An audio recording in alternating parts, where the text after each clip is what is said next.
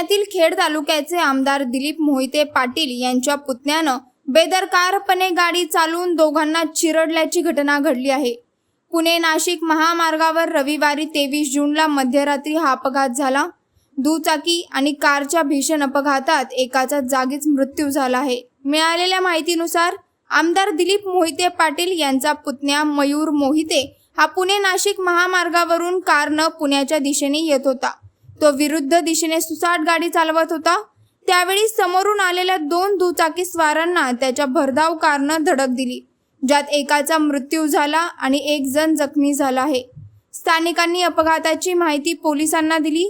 त्यानंतर पोलिसांनी तातडीनं घटनास्थळी धाव घेतली। या प्रकरणी मयूर मोहिते याच्यावर गुन्हा दाखल करण्यात आला आहे।